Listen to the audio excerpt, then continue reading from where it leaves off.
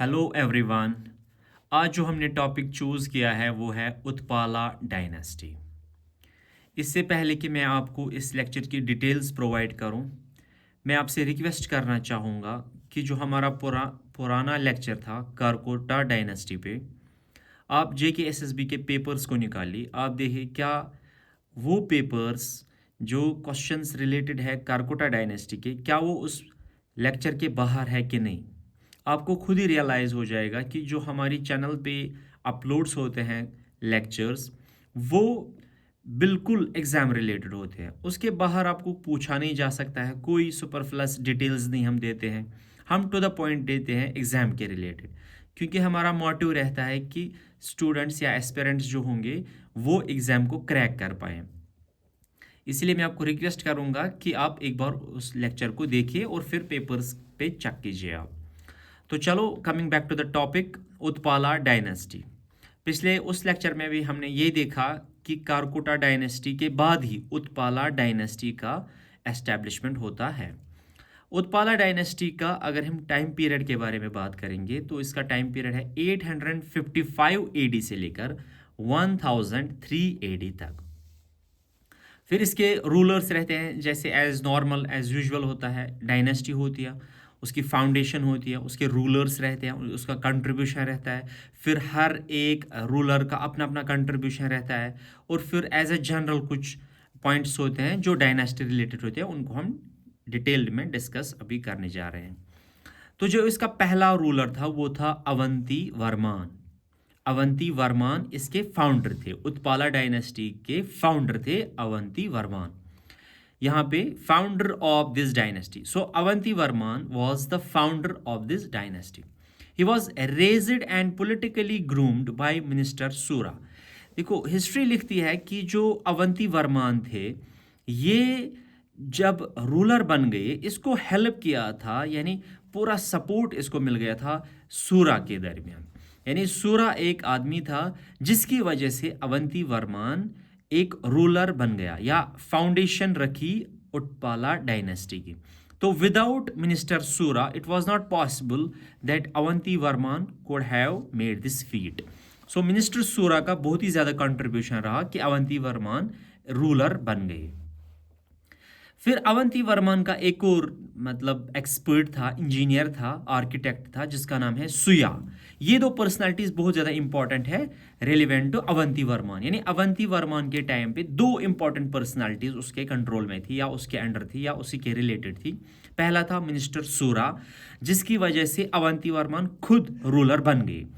दूसरा था सुया, जिसको अवंती वर्मा ने अपॉइंट किया था। ये सुया कौन थे, इसके बारे में हमें कुछ डिटेल्स यहाँ पे मतलब डिस्कस करनी है, क्योंकि इसका इंपॉर्टेंट कंट्रीब्यूशन आपको अभी खुद पता चलेगा कि जो ये सुया थे, सुया का क्या कंट्रीब्यूशन था।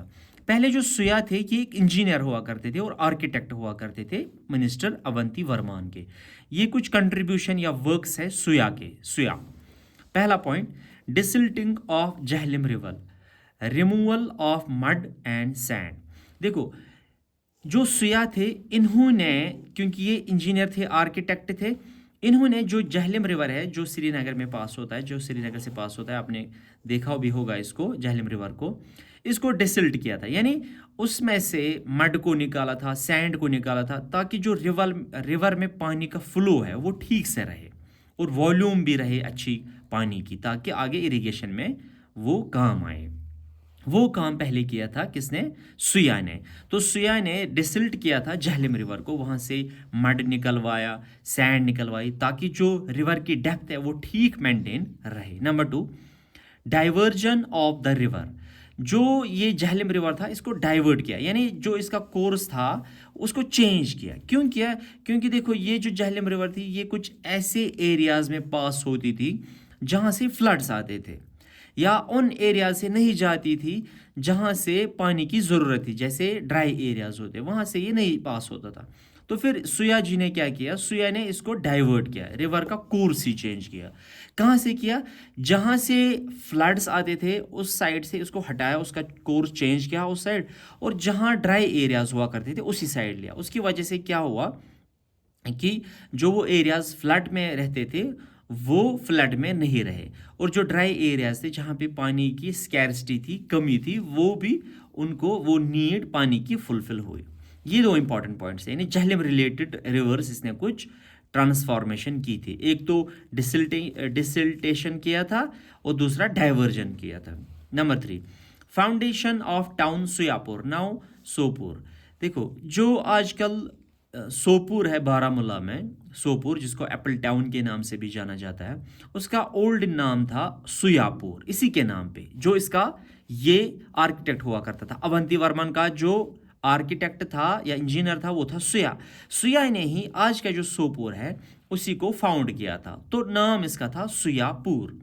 अब यहाँ पे एस्पिरेंट्स क्या करते हैं, वो तो याद रखते हैं कि सोपुर सुयापुर सुया ने फाउंड किया था, जो अवंती वर्मान के एक इंजीनियर और आर्किटेक्ट थे, लेकिन ये वो स्किप करते हैं कि कब इसको फाउंड किया गया था। द ईयर वाज 880 एडी में सुयापुर को फाउंड किया गया था। Point number 4, economic revival. देखो ये पॉइंट इन दो पॉइंट से निकल के आता है। जब हम झेलम रिवर को डिसिल्ट करते हैं, यानी उसमें पानी का अच्छा फ्लो रखते हैं, तो नेचुरली ऑटोमेटिकली क्या होगा, उसमें वॉल्यूम पानी की अच्छी रहेगी, कैपेसिटी अच्छी रहेगी, उसकी वजह से जहाँ पे भी पानी की ज़रूरत होगी इरिगेशन फैसिलिटी उससे बेटर हो जाएगी। Number 2, diversion of the river. अभी हमने पढ़ा कि जो ड्राई एरियाज थे जहाँ पे ये सूटेबल नहीं था कि कल्टिवेशन करेंगे, उस साइड भी पानी लिया गया। तो और जो फ्लड्स एरिया थे वहाँ पे भी पानी नहीं आया, तो ऑटोमेटिकली उस केस में भी और इस केस में भी वो जो एरियाज थे वो कल्टीवेशन के लिए अच्छे बन गए, यानी कल्टीवेशन वहाँ पे कर सकते थे। उसी की वजह से लोगों ने क्रॉप्स जो है वो उगाना शुरू किए, वहाँ पे कल्टीवेशन काफ़ी ज़्यादा ग्रो हो गई। क्यों? क्योंकि जो झेलम रिवर था ये एक मेजर इरिगेशन सोर्स बन गया, तो इसी की वजह से इकोनॉमिक रिवाइवल हो गया कि इकोनॉमिक एक्टिविटी ज़्यादा से ज़्यादा हो गई, कल्टीवेशन हो गई। तो ये कुछ कंट्रीब्यूशन था सुया का, जो कि इसका आर्किटेक्ट था। यहाँ पे एक पॉइंट मैंने मेंशन किया है, इरिगेशन एंड वाटर मैनेजमेंट, यानी अगर हम इसको देखेंगे एक फ्लैश पॉइंट के जरिए देखेंगे, तो ये इरिगेशन और वाटर मैनेजमेंट का एक प्रोसीजर था जो सुया ने यहाँ पे इम्प्लीमेंट कराया था। इरिगेशन इससे बेटर हुई और वाटर की जो मैनेजमेंट थी वो भी ठीक से हो पाई। यहाँ पे मैंने कुछ इंपॉर्टेंट फैक्ट्स पता है। जो पहला रूलर था इस डायनेस्टी का, अवंती वर्मा, उसके बारे में कुछ इंपॉर्टेंट फैक्ट्स। एग्जाम रिलेटेड हर एक पॉइंट इंपॉर्टेंट है। मैंने जो भी डिटेल यहाँ पे अपलोड की है, काइंडली मैं आपको रिक्वेस्ट कर रहा हूँ कि आप उसको चेक कीजिए बाकी सोर्सेज से, कि ये एक ऐसा जिस्ट मैंने प्रोवाइड किया है कि एक एस्पिरेंट्स को ये नीड ना पड़े कि वो किसी और सोर्स के लिए रेफ़र करें। इसलिए मैं ये जो यहाँ पे पॉइंट्स रख रहा हूँ ये काफ़ी ज़्यादा इंपॉर्टेंट है एग्जाम्स के लिए। यहाँ पे अवंती वर्मांस के कुछ फैक्ट है। जो पहला रूलर था, फाउंडेड अवंतीपुर। अभी जो अवंतीपुरा पुलवामा डिस्ट्रिक्ट में है अवंतीपुर, उसको इसी ने फाउंड किया था, क्योंकि इसका नाम भी है ना अवंती वर्मान, तो अपने नाम पे ही अवंतीपुर, जिसका अवंतीपुरा अभी प्रेजेंटली नेम है, करंटली नेम है अवंतीपुरा, तो वो पुलवामा डिस्ट्रिक्ट में उसको फाउंड किया था अवंती वर्मान ने। नंबर 2, इसने कुछ टेम्पल्स भी बनाए, जैसे 2 टेम्पल्स के नाम आपको इंपॉर्टेंट रखने, काफ़ी एग्जाम्स में आया है और एसएसबी ने ये क्वेश्चंस पूछे भी हैं, ये भी पूछा है, हर एक पॉइंट पूछा है वैसे, लेकिन ये ज़्यादा ही पूछता है। बुल्ट टेम्पल्स, कौन कौन से टेम्पल्स इसने बनाए? अवंतेश्वरा और अवंतेस्वामी। I repeat, अवंतीश्वरा, अवंतीस्वामी। अवंतीश्वरा शिवा से डेडिकेटेड है, अवंतीस्वामी विष्णु गॉड से डेडिकेटेड है। ये जो 2 टेम्पल्स अभी भी र्यून्स में है वहाँ पे, अवंतीश्वरा और अवंतीस्वामी, इनको डिस्कवर किया गया था बाय दयाराम सहनी के द्वारा। ये भी मतलब थोड़ा एक्स्ट्रा पॉइंट है, अगर रखोगे तो ठीक ही है, क्योंकि ऑलरेडी क्वेश्चंस इन पे बन गए हैं, तो अब ये पॉसिबिलिटी है कि वो थोड़ा सा इनकी डिस्कवरी के बारे में भी क्वेश्चंस पूछ सकते हैं। तो इसको डिस्कवर किया गया था बाय दयाराम सहनी। अच्छा, जो अवंती वर्मान थे, इनके कोर्ट में कुछ स्कॉलर्स हुआ करते थे। ये नेचुरल और नॉर्मल होता है कि कोर्ट में इनको स्कॉलर्स होते ही होते हैं। तो इनके जो स्कॉलर्स थे कोर्ट में वो यूं थे। आनंद वरदाना सबसे इंपॉर्टेंट है, आनंद वरदाना। आनंद वरदाना इसके कोर्ट पोएट या कोर्ट स्कॉलर हुआ करते थे। और थे रानाकर और था भट्टा कलट्टा। भट्टा कलट्टा, ये 3 इंपॉर्टेंट आपको रखनी ही रखनी है याद। पहला जो मैंने लिखा है, जो पहला कोर्ट स्कॉलर है वो है आनंद वरदाना। आनंद वरदाना की एक थ्योरी है जिसको बोलते हैं धावनी थ्योरी। धावनी थ्योरी का मतलब होता है जो पोइट्री में साउंड्स होते हैं उसके बारे में इसने कुछ वहाँ पे मेंशन किया है, उसको बोलते हैं दावनी थ्योरी, यानी पोइट्री की साउंड्स के बारे में इसने लिखा है, study of sounds of poetry, उसको बोलते हैं दावनी थ्योरी, जो कि आनंद वरदाना ने दी है।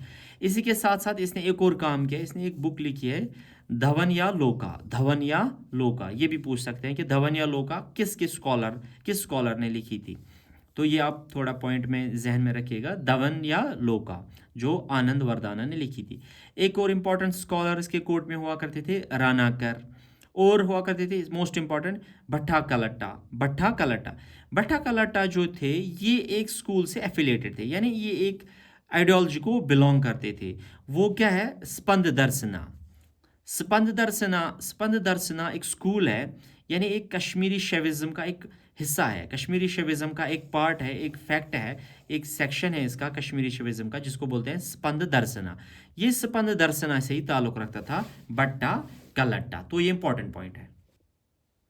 नेक्स्ट इंपॉर्टेंट पॉइंट जो अवंती वर्मन से रिलेटेड है वो है, इसने फाउंड किया था सूरा मठ। देखो जो मदरसा होती है ना, ये इस्लाम रिलीजन में मदरसा, उसी तरह होते हैं हिंदुइज्म में मठ्स, उनको मठ्स बोलते हैं, तो इसके नाम पे ही है सूरा मठ। एक और चीज़ उसने फाउंड किया था सूरापुर, जिसको आज हीरपुर के नाम से जाना जाता है, हीरपुर या सूरपुर, ये इसी का नाम है। Note, locals call Avanti Swami temple as Pandavlari, the house of Pandavas. जो मैंने आपको अभी दो टेम्पल्स बताए, अवंती स्वामी टेम्पल और अवंतीस्वरा टेम्पल, उसको वहाँ के लोकल्स यानी पुलवामा के लोकल्स क्या बोलते हैं, पांडवलारी। ये भी पॉइंट इंपॉर्टेंट है, पांडवलारी किस टेम्पल को बोलते हैं, तो बोलते हैं इसी को, अवंती स्वामी टेम्पल को बोलते हैं पांडवलारी, यानी हाउस ऑफ पांडवास। अगर आपको पता होगी महाभारत वार हुआ था तो उसी में इनका रोल रहता है पांडवास का, वो नेक्स्ट स्टोरी है, वो हम किसी और लेक्चर में वहाँ पे स्टडी करेंगे। नेक्स्ट जो इंपॉर्टेंट रूलर है वो है शंकर वर्मान दूसरे इंपॉर्टेंट रूलर है। पहला था अवंती वर्मान, दूसरे थे शंकर वर्मान बहुत ही इंपॉर्टेंट ये रूलर है इस डायनेस्टी के। देखो शंकर वर्मान जो थे, इसकी कैपिटल जो थी वो थी शंकरपटना।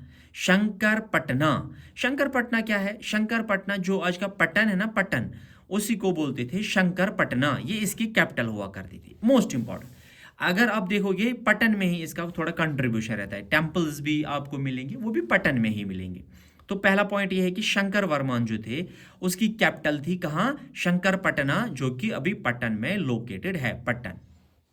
नेक्स्ट, अगर मैंने यहाँ पे पॉइंट लिखा है रॉबर, एक्चुअली जो कल्हाना थे इसने इसको डिस्क्राइब किया था, ये एक रॉबर डिस्क्राइब किया था। रॉबर किसको बोलते हैं, जो चोरी वोरी करता है, वही डाकू, लुटेरा, ऐसे। क्यों, क्योंकि इसने कॉन्फिस्केट किया था वेल्थ, टेम्पल्स में जो वेल्थ थी यानी सोना था, बाकी चीज़ें थी, वो ली थी। मोनेस्ट्रीज यानी बुद्धिज़्म की जो वहाँ पे प्लेसेस होती थी, रिलीजियस प्लेसेस, या बाकी रिलीजन्स की जो रिलीजियस प्लेसेस हुआ करती थी, वहाँ पे जो भी वेल्थ मिलता था वो ये क्या करता था, कन्फिस्केट करता था। तो इसीलिए कल्हाना ने इसको क्या टैग दिया है, he was called a robber by Kalhana ने इसको रॉबर के नाम से ये दिया है। नेक्स्ट पॉइंट है यहाँ पे, इसकी जो वाइफ थी वो सुगंधा थी। ये आप यहाँ पे हैरान होंगे कि वाइफ का जिक्र क्यों हुआ है। मैंने इसलिए वाइफ का जिक्र यहाँ पे किया है क्योंकि ये आगे जाके एक क्वीन बनेगी इस डायनेस्टी की, तो इसीलिए मैंने शंकर वर्मान की जो वाइफ है उसका नाम यहाँ पे मेंशन किया है, सुगंधा, क्वीन सुगंधा। अच्छा, सुगंधेश टेम्पल पटन में अभी भी मौजूद है, अंडर र्यून्स है, लेकिन सुगंधेश टेम्पल इसी की याद में इसने बनाया था, सुगंधेश टेम्पल, क्योंकि इसका नाम था सुगंधा, तो टेम्पल का नाम रखा था सुगंधेश टेम्पल पटन, जो कि शिवा से डेडिकेटेड है। ये इंपॉर्टेंट पॉइंट है, ये अभी तक एसएसबी ने नहीं पूछा है, लेकिन प्रेजेंटली ये जो यहाँ पे पॉइंट है, ये टेम्पल अभी भी वहाँ पे लोकेटेड है, तो ये मोस्ट प्रोबेबली पूछा जा सकता है कि सुगंधेश टेम्पल कहाँ पे है, पटन में है, किस डाइटी से रिलेटेड है, शिवा से। किसकी याद में बनाया गया था? सुगंधा किसकी वाइफ थी? शंकर वर्मान की। या किस डायनेस्टी से रिलेटेड है? इसी उत्पाला डायनेस्टी से। Next point, he invaded Gurjara Gujarat region with a huge army, 9 lakh infantry, 300 elephants, etc., and defeated Alakhana, who ceded his territory to retain rulership. देखो ये पॉइंट क्या बोल रहा है, जो शंकर वर्मान थे इन्होंने गुर्जरा रीजन को भी इन्वेड किया था। अब ये गुर्जरा रीजन क्या है? ये गुजरात का रीजन नहीं है, ये गुजरात रीजन है, लेकिन उस वक्त पंजाब के ऊपर साइड को बोलते थे गुर्जरा रीजन। उसी गुर्जरा रीजन में एक ये रहा करते थे किंग, एक आला खाना। क्या नाम था उसका? आला खाना। आला खाना को इसने हराया वहां पे जाके। ये देखो आप, ये पॉइंट मोस्ट प्रोबेबली एग्जाम में पूछा जा सकता है कि शंकर वर्मा ने किस रीजन को इन्वेड किया था और वहां पे कौन रूलर हुआ करते थे? तो द रूलर वाज अला खाना। क्या था? अला खाना। अला खाना ने फिर हार में क्या किया था? उसने कुछ इसकी जो अपनी टेरिटरी थी उसको हिस्सा दिया था, लो लो लो ये आप ले लो, लेकिन मुझे वहाँ का बादशाह रहने दो। जैसे हम करते हैं, कभी हम बोलते हैं कि चलो इसको कोई लालच देंगे ताकि ये मेरा पीछा छोड़ जाए। इसीलिए जो शंकर वर्मन थे इन्होंने इन्वेड किया था गुर्जरा रीजन को, और विद अ ह्यूज आर्मी। इसके बाद काफ़ी ज़्यादा आर्मी थी, 9 लाख इन्फेंट्री इसके पास थी, 300 से ज़्यादा एलिफेंट्स थे और बाकी बहुत सारी चीज़ें इसके साथ थी। तो ये इंपॉर्टेंट इसका कंट्रीब्यूशन है, कॉन्क्वेस्ट है, invaded Gurjara region. Next, expanded his kingdom और पंजाब रीजन। अगर ये वहां पे गया तो ये नेचुरली फॉलो होगा ये पॉइंट, क्योंकि ये गुर्जरा रीजन गया था जो कि पंजाब के ऊपर साइड में आता है। तो अपने किंगडम को, यानी अपना जो हिस्सा था जिस पे रूल करता था उसको बोलते हैं किंगडम। किंगडम वो इलाका होता है जहाँ पे एक रूलर का या किंग का ये कंट्रोल होता है, उसकी जुरिस्डिक्शन होती है, उसको बोलते हैं किंगडम। तो उसने अपने किंगडम को पंजाब तक लेके चला था। नेक्स्ट पॉइंट है वीकेंड एंड डिफीटेड गुर्जर प्रतिहाराज। ये आप इंडियन हिस्ट्री में पढ़ोगे कि गुर्जर प्रतिहाराज कौन हुआ करते थे। ये महाराष्ट्र की साइड हुआ करते थे। तो गुर्जर प्रतिहाराज को भी इसने वीक किया था, उनके साथ भी कुछ बैटल्स लड़ी थी, ऐसे ही छुटपुट बैटल्स लड़ी थी, उनको भी डिफीट करवाया। नेक्स्ट था ललिया शाही काबुल। काबुल के एक रूलर हुआ करते थे ललिया शाही। ये अभी नहीं पूछा है एसएसबी ने, तो हो सकता है ये एग्जाम्स में पूछे ये पॉइंट। तो ये भी पूछा जा सकता है कि शंकर वर्मान ने इनमें से काबुल की किस रूलर को हराया था। तो the most important point is ललिया शाही। ललिया शाही वहां के रूलर हुआ करते, कहां के? काबुल के। नेक्स्ट, अब यहाँ पे मैंने कुछ कंट्रीब्यूशन इसका दिया है, कुछ इंपॉर्टेंट पॉइंट जो शंकर वर्मान से रिलेटेड है। Number 1, forced labour in Kashmir first time. जो शंकर वर्मान थे इसी के वक्त में कश्मीर में पहली बार फोर्स्ड लेबर को लागू किया गया। तो ये कितना इंपॉर्टेंट पॉइंट है, आप खुद ही देख सकते हो कि पहली बार कश्मीर में कोई नई चीज आ रही है, वो क्या है? Forced labour. तो ये पूछा जा सकता है कि फोर्स्ड लेबर कश्मीर में पहली बार किसके टाइम पे इंप्लीमेंट हुआ था, लागू हुआ था? तो answer is Shankar Varman. Most important point दोबारा मैं बोलूंगा, शंकर वर्मान के टाइम पे फोर्स्ड लेबर कश्मीर में पहली बार लागू किया गया। अच्छा, next point, new revenue officers and new revenue officers wire created. High taxation, इसी के वक्त में हाई टैक्सेशन हुआ करती थी। ये हाई टैक्सेशन खुद ही बोलता है कि उस वक्त जो रेवेन्यू के जो रिफॉर्म्स हुआ करते होंगे वो काफ़ी ज़्यादा होंगे, क्योंकि हाई टैक्सेशन का मतलब ये है कि टैक्स बहुत ज़्यादा है, उसके लिए आपको मैन पावर भी लगेगा। तो इसीलिए नए रेवेन्यू ऑफिसर्स इसने बनाए, नए रेवेन्यू ऑफिसर्स को अपॉइंट किया। तो ये किसके वक्त होता है? दो चीज़ें, फोर्स्ड लेबर किसके टाइम पे आती है? शंकर वर्मान। ये जो हाई टैक्सेशन किसके वक्त पे आती है? Shankar Varman. Next, famines, calamities and sufferings of poets and scholars prevalent. इसी के टाइम में, शंकर वर्मान के टाइम में इन सबों को भी सफ़र करना पड़ा। पोइट्स को तनख्वाह नहीं मिल रही थी, स्कॉलर्स को भी कुछ नहीं मिल रहा था, इनको सफरिंग हुआ करती थी, फेमाइन्स हुआ करते थे। तो ये भी इसी के टाइम में हुई थी। ही फाउंडेड समकरपुर। यहाँ पे ये पॉइंट समकरपुर है, समकरपुर। क्या है ये पॉइंट? समकरपुर। समकरपुर पुराना ओल्ड नाम था पटन का। तो मैंने अभी आपको बोला कि जो शंकर वर्मान थे इसकी जो कैपिटल थी वो थी शंकरपटना। क्या थी? शंकरपटना। तो पटन में इसका कंट्रीब्यूशन था, तो उसको बोलते थे समकरपुर। समकरपुर किसने फाउंड किया था? शंकर वर्मान ने। मोस्ट इंपॉर्टेंट पॉइंट जो मैंने यहाँ पे बोला है वो ये है, विद वाइफ शंकर रगा औरेश्वर टेम्पल या शंकर गुरेसा, इसको बोलते हैं शंकर गुरेसा। आप ये याद रखो शंकर गुरेसा, पहले मैं आपको समझाऊंगा। देखो अभी मैंने ऊपर जिक्र किया था जो शंकर वर्मान थे, इसकी वाइफ थी कौन थी, सुगंधा। तो सुगंधा और शंकर वर्मान ने मिलके एक टेम्पल बनाया जो अभी भी पटन में मौजूद है, उसका नाम है शंकर गुरेसा या कुछ बोलते हैं शंकर अगौरीश्वर टेम्पल, शंकर अगौरीश्वर टेम्पल। ये अपनी वाइफ के साथ इसने मिलके बनाया था। मोस्ट इंपॉर्टेंट पॉइंट ये, मोस्ट इंपॉर्टेंट ये है, ये मोस्ट इंपॉर्टेंट पॉइंट यहाँ पे, मोस्ट इंपॉर्टेंट फैक्ट है यहाँ पे। क्या फैक्ट है कि शंकर वर्मान और उसकी वाइफ सुगंधा ने मिलके एक टेम्पल बनाया था पटन में, अभी भी वहां पे है, उसको क्या बोलते हैं, शंकर गुरेसा। या ऐसे भी क्वेश्चन पूछ सकता है एसएसबी, शंकर गुरेसा पटन में किसने बनाया था, या शंकर गुरेसा पटन में जो एक टेम्पल है वो किस डायटी से रिलेटेड है। तो आंसर इज शिवा। ये मैं आपको दोबारा बताऊंगा, जो शंकर वर्मन और सुगंधा थे उन्होंने मिलके एक टेम्पल बनाया, उसको क्या बोलते हैं, शंकर गुरेसा पटन में, या शंकरागौरीश्वर टेम्पल, ये वहां पे अभी भी मौजूद है। तो ये था हमारा पार्ट 1 उत्पाला डायनेस्टी का। इंशाल्लाह पार्ट 2 इसका जल्दी आएगा, इंशाल्लाह कल तक आएगा, मैं कोशिश करूंगा कल तक इसको कंप्लीट करने की इंशाल्लाह। तो कल तक ज़रूर आपका पार्ट 2 भी अपलोड हो जाएगा। इसके अलावा मुझे आपसे ये रिक्वेस्ट है कि ये जो हमारी चैनल है, अगर आपको इस पे आप ये जो लेक्चर्स है आपको बेनिफिशियल लग रहे होंगे, हेल्पफुल लग रहे होंगे, तो काइंडली इसको शेयर और सब्सक्राइब करना ना भूलिएगा। इसके अलावा एक और रिक्वेस्ट मुझे ये है कि अगर आपको कहीं पे लग रहा है कि कहीं पे कुछ कमी है या कुछ चेंज लाने की ज़रूरत है, आप मुझे प्लीज़ कमेंट करके वो बता सकते हैं। Thanks a lot.